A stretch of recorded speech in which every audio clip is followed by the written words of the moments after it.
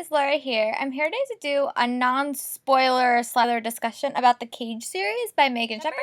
In about March, I listened to The Cage by Megan Shepherd as an audiobook, and then in about March, I got an e-arc of The Hunt by Megan Shepherd, and that I got from Edelweiss. So I'm gonna do like a non-spoiler discussion about the first book and then my thoughts about the series overall, and then I'm going to talk spoilers for The Hunt. So I'll let you know when I'm switching over into spoiler discussion so you guys don't get spoiled. It's funny, I started reading this book right after I finished the last book in the Maze Runner series by James Dashner, and they have striking similarities, like very, very similar. Like, Thomas wakes up in a place that he has no memory of. The lead girl in this wakes up in a place where she has no memory of. And it's very, very similar, but I think that they do things very, very differently. The world in this book is very much a modern day society with other elements coming in, and James Dashner's really was built a different society.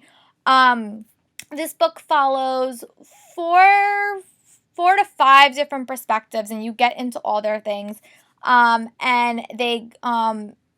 they're in this place with these keepers, and these keepers have told them that humanity has failed with a 95% accuracy rate. So they have taken these people and hope to replicate the human population. And they have to do three things. One is, I know they have to do three things, and eventually they have to sleep together to reproduce the population, and they are paired. So the lead girl is partnered with this guy named Lucky, and then there's Knox and another. So there's basically six people, and then one unfortunately dies, and you never really get to meet her.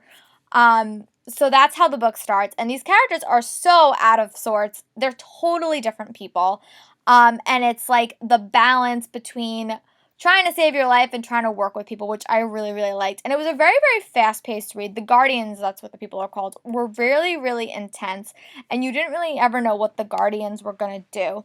So it was a very, very fast-paced listen. Like, I really liked the book. It was super fast-paced, and it was very, very engaging. I loved getting all the different perspectives, and there were a lot of, like, twists and turns between the relationships that developed between the characters in the novel, so that kept me on my toes as well. And yeah, but yeah, it's definitely dystopian, and there's like an alien element too. So they have left Earth, so it's like the replication of an outside species watching you and things that you do. And I thought that the characters were all very, very different. They all had different. I thought it was very, very ethnically different. All the characters were kind of different, and I like that a lot. I thought that was really, really cool. You don't see that often a lot in YA novels, but I felt like it had equal representation of both males and females and different genders and different ethnicities, which I really liked. But it was just like, when you're in a crushed situation and something's happening, what do you do when you're faced with like outside things controlling you? And there was a lot of twists and turns that happened with the lead girl, which you didn't really necessarily see coming, and how they were all connected. But it left off on a very big cliffhanger, and I could not wait to start the next one. So that's all my non-spoiler discussions about The Hunt. If you like The Maze Runner, I highly recommend you read it. I think that it's a very, very fast-paced mystery, and it's super, super good.